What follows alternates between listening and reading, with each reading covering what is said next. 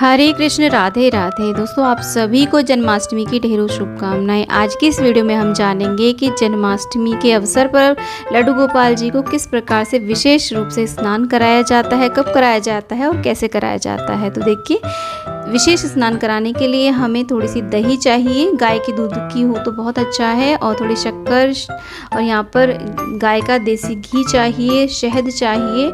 और स्नान कराने के लिए देखिए, लड्डू गोपाल जी को, भगवान श्री हरि विष्णु को स्नान कराया जाता है शंख से। यदि आपके पास शंख है तो आप शंख से स्नान कराइए, नहीं तो आपके पास जो भी पात्र है उससे भी आप स्नान करा सकते हैं। साथ में गाय का कच्चा दूध हमें चाहिए, दूध हमें उबला हुआ नहीं लेना है। और यदि गाय का दूध आपको नहीं मिलता है तो जो भी दूध आपके घर में आता हो आप वो ले सकते हैं, बस हमें कच्चा लेना चाहिए। और यहाँ पर देखिए, इस तरीके से आप चंदन का उबटन या लेपन भी बना सकते हैं गंधोदक स्नान कराने के लिए। साथ में इत्र की मालिश अवश्य रूप से करें लड्डू गोपाल जी का, क्योंकि इस दिन जन्म होता है इसीलिए। और थोड़े से फूल आदि ले लीजिए, गुलाब जल से भी आप स्नान करा सकते हैं। तो इस तरीके से जन्माष्टमी के दिन विशेष स्नान कराया जाता है लड्डू गोपाल को।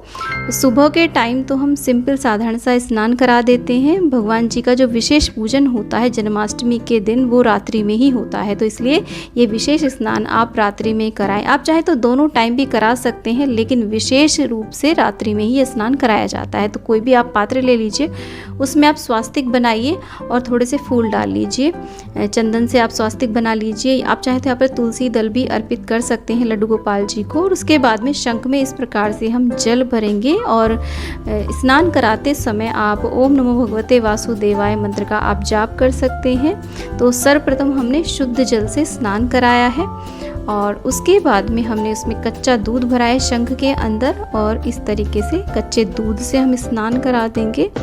उसके बाद में हम दही से स्नान कराएंगे बारी बारी से। देखिए, ये जो पंचामृत की 5 चीज़ें हैं, आप चाहें तो एक साथ मिला करके भी स्नान करा सकते हैं, या फिर इस प्रकार से अलग अलग भी स्नान करवाया जा सकता है।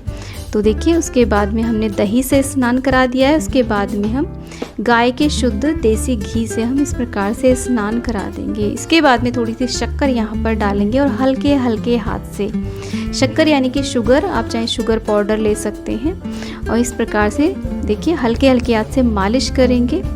और देखिए, ये जो जितनी भी चीज़ें होती हैं, शक्कर, शहद आदि, जो भी हम पंचामृत में दूध दही आदि लेते हैं, वो सब स्किन के लिए बहुत अच्छी होती हैं। तो इस सब के प्रयोग से हमारे लड्डू गोपाल जी, हमारे ठाकुर जी, बहुत ही ज़्यादा इनके विग्रह में चमक आ जाती है। तो इसके बाद में देखिए, हमने जल अर्पित कर दिया है।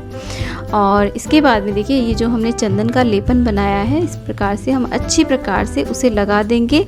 एक प्रकार से जैसे हम नहाते समय साबुन लगाते हैं ना, तो वही ये काम करेगा चंदन भी। विग्रह एकदम सुगंधित भी हो जाएगा और साफ भी हो जाएगा। और चंदन जो होता है ना, बहुत ही ज़्यादा ठंडा होता है और लड्डू गोपाल जी को अति प्रिय होता है। आप चाहे तो अष्टगंध चंदन ले सकते हैं, गोपी चंदन ले सकते हैं, कोई भी चंदन हो वो आप प्रयोग कर सकते हैं। लड्डू गोपाल जी को इस प्रकार से लगा दीजिए अच्छी प्रकार से मालिश करके, और फिर हम जल से स्नान करा देंगे।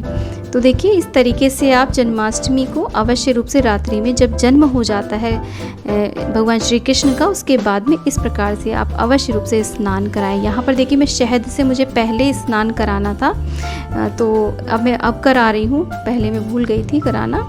और इसके भी मालिश कर देंगे। शहद भी हमारी स्किन के लिए बहुत अच्छा होता है। तो इस प्रकार से गंधोदक स्नान कराने के बाद में आप शुद्ध जल से स्नान कराएं। फिर हो सके तो यहाँ पर देखिए, थोड़ी सी गुलाब जल की बूंदें ज़रूर अर्पित करें, बहुत ही शुभ रहता है।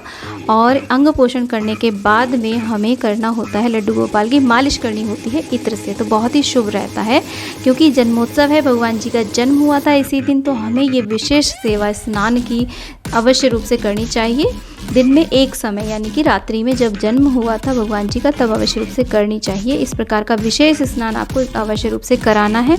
अब देखिए, ये जब आपने स्नान कराया, सिर्फ 5 चीज़ों से कराया है, जैसे कि दूध दही शक्कर शहद और घी से, तो आप जो भी स्नान का जल बनता है उसको आप भोग प्रसाद के रूप में ग्रहण कर सकते हैं, परिवारजनों में वितरित कर सकते हैं। लेकिन यदि आपने उसमें चंदन आदि का प्रयोग किया है, तो आप उस जल को किसी पवित्र पौधे की जड़ में डाल दें, उसे इधर उधर बिल्कुल भी ना डालें। और इसके बाद में किया जाता है लड्डू गोपाल जी का विशेष श्रृंगार। नए नए आभूषण पहनाए जाते हैं, नए नए वस्त्र पहनाए जाते हैं, क्योंकि इस दिन इनका जन्म हुआ था लड्डू गोपाल जी का। तो दोस्तों, वीडियो को लाइक शेयर, चैनल को जरूर सब्सक्राइब करें, और कमेंट बॉक्स में राधे राधे अवश्य लिखें। दोस्तों, मिलती हूँ नेक्स्ट वीडियो में, तब तक के लिए हरे कृष्ण राधे राधे।